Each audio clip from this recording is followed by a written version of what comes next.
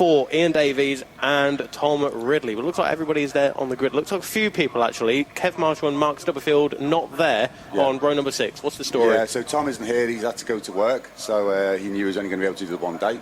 And Mark Stubblefield, he's decided to sit out today, relax. And he's still second in the championship in the clubman, in our internal clubman championship, and he's happy with that. So yeah, he's just going to be stood at the bank, no doubt, and watching. Well, it's a great way to spend a Sunday afternoon there, isn't it? Watching from the bank there, especially here at Brands Hatch. But the riders are now on the way, and 12 laps layout before them, and it's Kev Woolley who has the advantage at the moment as they go around Druids. Then Kev Woolley with the big number gold number 1 on the front of that machine. He leads the way. Is that David Ball with Dennis Halil and Paul Whitby up next, Damien Lee and Calvin Hogan there as certainly carrying a lot of corner speed as they go around Graham Hill Bend there for the first time of 12. But Calvin Hogan, number 99 there in 6th position. Yeah, I don't know. We'd obviously just been chatting there, maybe just missed the start. I know he had some problems yesterday getting off the line, and maybe that was another bad one that just pulled him back a little bit, because obviously he was third in the race yesterday, so he should have had a time that was up on at least at those the first 2 rows. Track conditions are a lot better than what they were this morning as well, so we should be seeing some quick times here, and it's an opening lap time of 59.357. So Keith's mentioned a few times that if you come here on a track down your power bike, you'll be lucky to get under 1 minute, but to do 59 seconds from a standing start on a 30-something-year-old TZR, it's not bad going. No, it really isn't. These bikes are absolutely incredible. I think maybe I said yesterday that Tom Barrett just jumped on the club bike after running around on an RS GP250 bike, and he just felt at home on it straight away. He just said it was just so nice to ride, and they really are.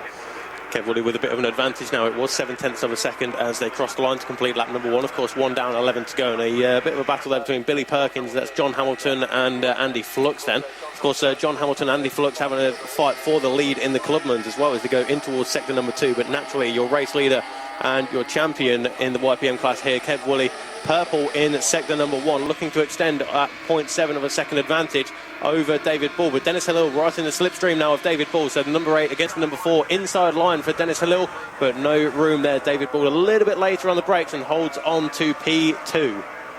Yeah, it looks like that battle for the clubman there is John Hamilton's just gone underneath Billy going into paddock. And looks like he's going to have a nice pull up towards Druids. Andy Wales just losing a little bit of ground there. 1-2 positions lost there, unfortunately, for the man doing so well in the MZ races here this weekend. Of course, as he has been doing all year long. Number 85, Andy Wales, came across the line in 8th position in class. 10th position, dropped a few there behind Derek Cribs and Danny Goff as they go in towards Graham Hill Bend. But he'll be looking to regroup and make up those positions once more.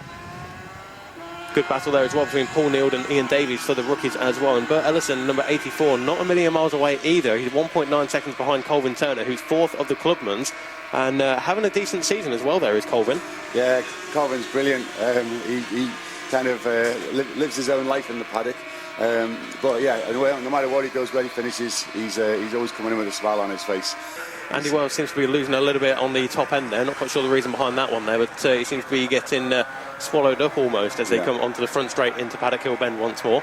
But Andy Wells, as we mentioned, also out there in the MZs. But the race leader through Graham Hill Bend last time around, again a purple for Kev Woolley. 2 green sectors in fact, because the fastest first sector was Damien Lee. He went purple, but that's quickly changed now by Kev Woolley. He goes through the first sector, fastest of all in this race so far. Last time was a 54.028 for your champion, but David Ball, Dennis Halil, Damien Lee, Paul Whitby and Calvin Hogan. It's pretty much as you were inside the top 6, but from 7th down to 15, everyone has changed position. Yeah, I mean the top 6, they're all in the 54s. Actually, I say that, Kev Woolley's just put in a 53.7. He's the first one to drop under the 54 marker. So yesterday's course we saw a 53.1 for Kev Woolley, and that was the fastest lap of the day yesterday for the YPM. So we're only just over half a second off of that one, and especially with the weather conditions earlier on today, I think I'll be right in saying that the track isn't exactly perfect. No, it's not, and there was a little bit of tyre changing before going out. There may be some people running around with a wet front and a dry rear. I know that Tess Bickerstaff, she's gone out on full wets, probably praying for some full rain to come on at some point during this race. What I don't know is whether they declared it a wet race at the beginning, so if it obviously did start raining, they might call it. So Nigel Terrell and Phil Zanuto there, number 65 and number 36, both into the pits at the end of lap number 3 there. Fish, not quite sure the reason behind that one, but at least they are heading back towards the paddock now. So we do have 23 riders currently circulating here at Brands Hatch. We've moved towards a half-race distance, so 5 laps down. In fact, our race leader going through the dip and up towards Druids as we speak. So that's the number 1 machine of Kev Woolley, 3.3 seconds to the good now over David Ball. Dennis Hillel right there once again. Paul Toland up inside the top 10 overall, 9th in class, as he's now ahead of Danny Goff and Andy Flux, again having a good ride there. 2nd and 3rd in the Clubman's, and less than a second covering the number 60 and the number 52. John Hamilton's going well there in 7th place and leading the Clubman. He's got a reasonable gap, I think. Is he back to Billy Perkins? Is Billy Perkins closing him in by the looks of it? And Derek Cripps, actually, he's out on a twist grip bike. He's not on his own bike. He's had some problems with that, so he's on another borrowed bike from Team Twist Grip. Is that Twist Grip bike number 17 or something like that now, isn't exactly, it? Yeah. But the race leaders then already through the dip once again as Kev Woolley makes his way towards Druids. But let's have a look further down the order then. So it's a purple in sector number 1 for Kev Woolley, but yellow in sector number 2. That is to say that it was nothing special in relative terms. Not the fastest of the race, not even a personal best on that one, but still in the 53-second bracket on that previous lap. So we are on lap number 7 now, 6 down and 6 to go. And looking down there at Cooper Straight, you can see there's a little bit of a change there almost, was it? Or was that Calvin Hogan just going through on one of the tail enders there? So Calvin Hogan really getting his elbows out now as he go in towards Surtees. Then plenty of clear track behind him before we get to that's the battle of the Clubmans there, is it, Pete? Yeah, I believe so, yeah. That's John there, and I think that's Derek Cripps in the place behind him with Billy Perkins and Paul Toland following, with Danny Goff just turning into Surtees now. It's good to see Billy Perkins back out there on the circuit. I obviously wasn't commentating the race yesterday there, but I did hear that Billy, unfortunately, he was there at the start but wasn't at the end. But his foot peg came out. So he had the foot peg just as I think he was trying to go around a back marker, and his right foot came off, and that was the end of that for him, unfortunately. Well, it's the smallest of things there, but obviously have the biggest of impacts on your race. There's David Ball and Dennis Hill. Again, that battle rages on. Paul Whitby has the best seat in the house for that one. He's just a few tenths behind as they tip in towards Surtees, but we've got a few riders that may come into contention here. Dennis Hill just behind David Ball, as we mentioned. They both go to the outside. And nothing gained, nothing lost for either rider then as they come around clearways on towards Clark Curve. And trying to make use of that slipstream is Dennis Hill, the number 4 yellow machine, right in the wheel tracks once again of the number 8 of David Ball. And with David Ball on the brakes into Paddock Hill Bend, he's a difficult man to beat. Yeah, and he's just gone under the club bike actually into Paddock.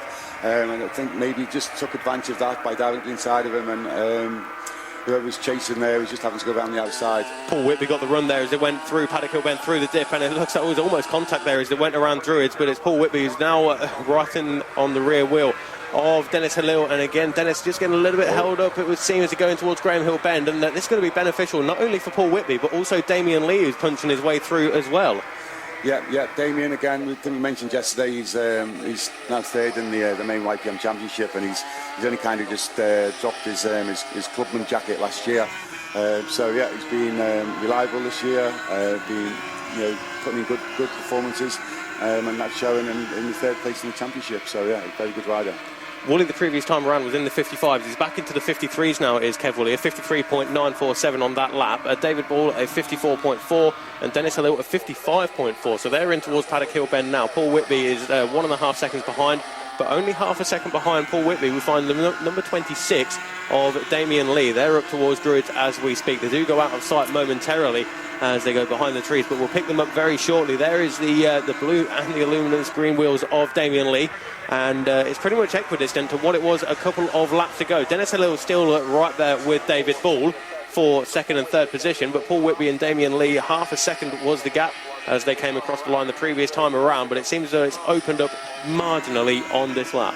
Yeah, it just seems like the lap time has just dropped a couple of bits there in the last couple of laps, but maybe they're picking it back up again, and Billy Perkins has actually overtaken John Hamilton going into Paddock Hill on that last lap, so he's now leading that chasing pack.